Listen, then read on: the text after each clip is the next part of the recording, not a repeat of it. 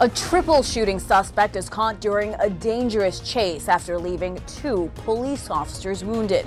I'm Hannah Doba with the latest on the investigation. And closer to home, City of Bozeman walking away from a deal to build a joint law and justice facility with Gallatin County. Coming up, find out what that means for local law enforcement and for local taxpayers. Good morning to you. Welcome to your Wednesday. Current time 6:30. Our top story for you now. A man is in custody this morning suspected of shooting 2 Dallas police officers and a Home Depot employee. Armando Luis Juarez was captured late last night after an hours-long manhunt across the city. CBS's Hannah Doba has the latest this morning. We got our man. Dallas Mayor Mike Rawlings expressed relief following the arrest of Armando Luis Juarez. I want to thank our Dallas police tonight.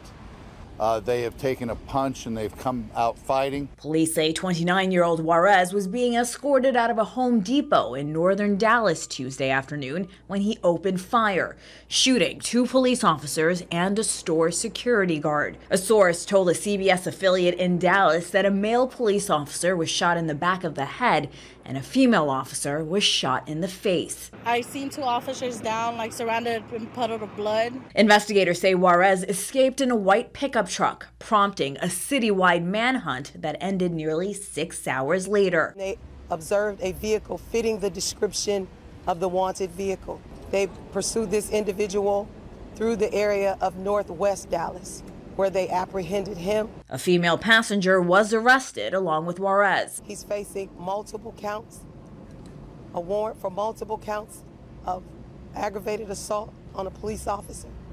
He had an outstanding warrant on felony theft as well. All 3 shooting victims underwent surgery last night and remain hospitalized.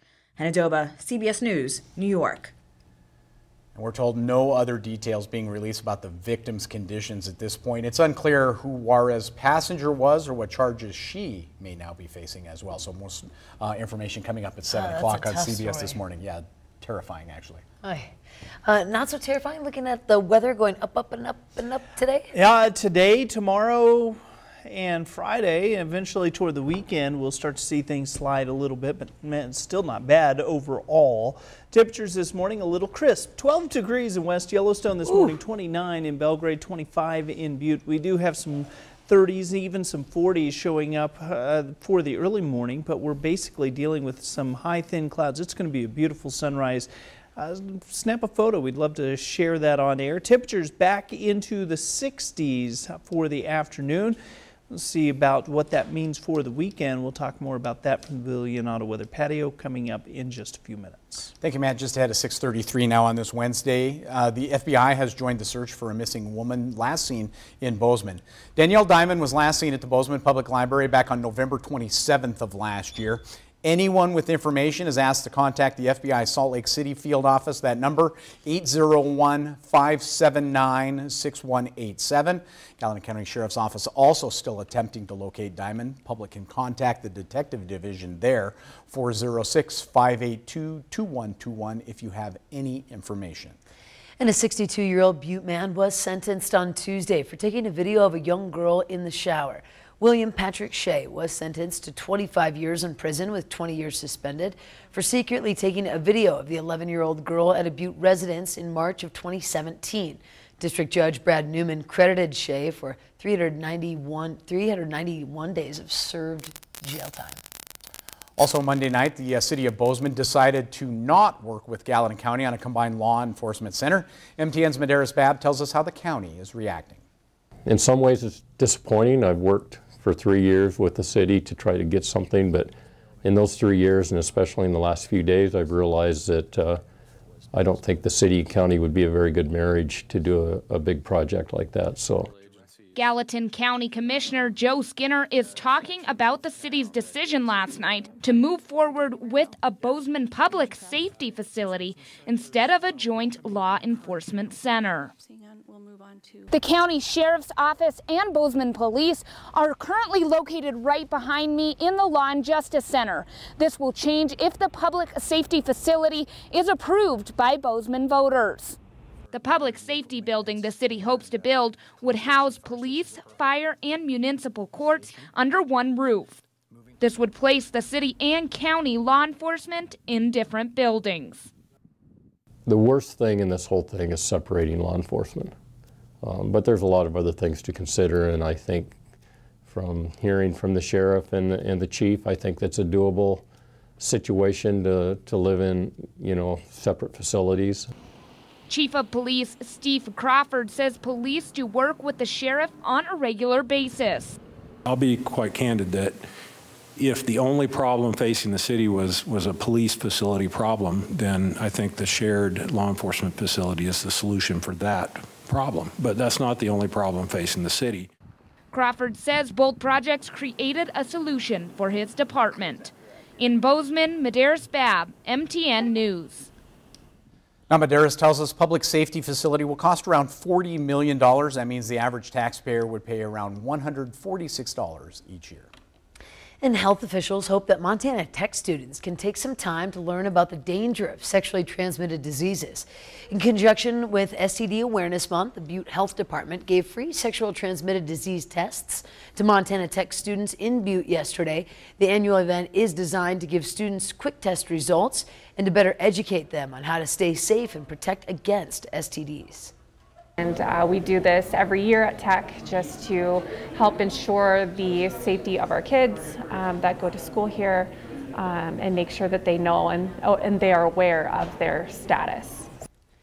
Now, Smith adds that most STDs show few symptoms early on, so it's important to get students tested. Well, one of the biggest issues in Montana's congressional campaigns this year is health care. The candidates have very different views on that subject, even within their own party. In the first of a two-part series, MTN's Mike Dennison looks at how the Republican U.S. Senate candidates want to reform health care. 4 men are vying for the Republican nomination to challenge Democratic U.S. Senator John Tester, and one of them is a surgeon, State Senator Al Olszewski of Kalispell. He says health care is the main reason he got into the race a year ago. Olszewski wants to ditch the Affordable Care Act, Obamacare, which he says has accelerated mass consolidation within the healthcare industry. It's destroyed your small business physician and provider, so they are no longer in practice where you are their boss. Now your doctor and soon your dentist and your optometrist are going to be employed by hospitals. And guess what? They no longer work for you, they work for the hospital. Olszewski wants to peel back burdensome regulations on healthcare providers, stop drug companies from overcharging, and move toward more of a free market system where the customer has more power. Former State District Judge Russ Fagg of Billings also says Obamacare needs to go because it's too costly and that we need more consumer choice and competition. Yet Fagg says some sort of basic health care should be available to everyone. Everybody deserves a little bit of health care, some basic maintenance type of a health care system, but the path that we are on with the Affordable Care Act is just simply unsustainable. Matt Rosendale, as State Insurance Commissioner, says he's been working directly to create lower-cost health insurance options and examine drug costs. Options in the works include businesses banding together to form insurance pools and short-term health plans that don't have to meet Obamacare mandates. We're going to see many more products and services that will be available in 19 that were available in 18 and continue to help offer options that allow people to accommodate their health care needs. Big Sky businessman Troy Downing says he wants to focus on the cost of the system and then talk about coverage. He says drug companies should not be allowed to charge Americans many times more than they charge citizens in other countries, and that more light should be shed on hospital charges. What business do you go to where you don't have some expectation of what it's going to cost to get something done? I think that we need to have transparency there, and I think we need to insist upon it. Republican voters will choose one of these candidates in the June 5th primary. Tomorrow, how is healthcare defining another primary contest? The 5 Democrats who want to challenge Republican Congressman Greg Gianforte. Reporting from Helena, Mike Dennison, MTN News. By the way, absentee ballots for the primary election will be mailed out on May 11th. And don't forget, MTN News will host the Montana Broadcasters Senate debate on KBZK.com. That's coming up on Thursday. For more details, visit us online or check out our app. It is time for a quick break here on your Wednesday morning. When Montana This Morning returns, we head to the Children's Museum here in Bozeman. There's a brand new exhibit featuring creepy crawlies, and we've got a preview, also some information about a big fundraiser on Friday nights. But first, here's a preview of what's coming up at 7 o'clock on CBS This Morning. Good morning ahead on CBS This Morning. President Trump sends mixed messages about embattled VA Secretary nominee Ronnie Jackson. We'll take a closer look at the allegations against him. And we'll take you inside a sensory deprivation tank for our series, Pay Attention, how the therapy directly impacts mind and body. See you at 7.